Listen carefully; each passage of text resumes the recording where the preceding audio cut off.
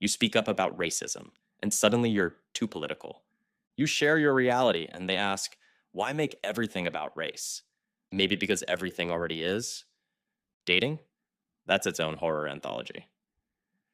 I've never been with a black guy before, they whisper, like you're an exotic experiment. You're not like other black men, they say.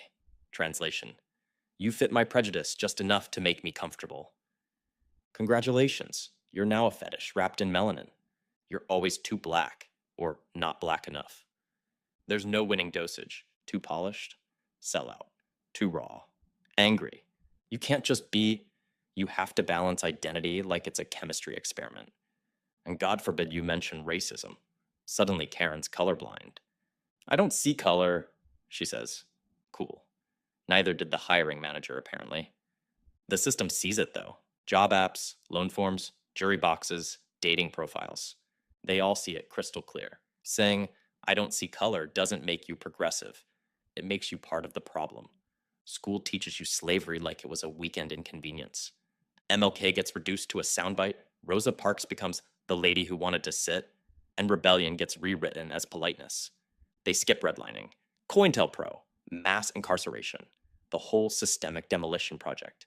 You don't get history, you get propaganda with extra sugar. Even your neighborhood breathes injustice. Factories and landfills line your block like toxic wallpaper. Asthma isn't genetic, it's environmental warfare. If this were a suburb, they'd call it a national emergency. Here, it's just the hood. You're told to forgive before the blood dries.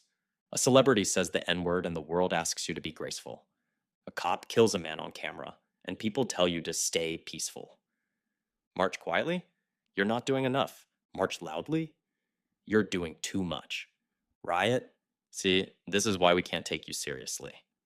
Meanwhile, white kids set couches on fire after football games.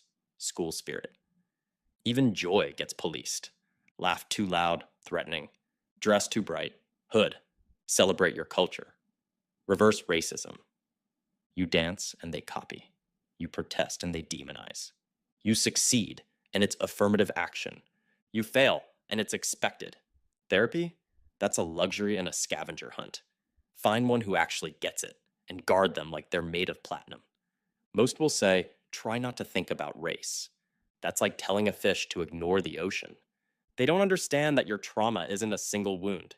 It's a lifetime of paper cuts that never heal. Even in death, the system spins the story. Your mugshot gets airtime, your killer gets a graduation photo. Justice isn't blind. It's biased, tired, and somehow always investigating. And when it fails you, people shrug like equality was a suggestion.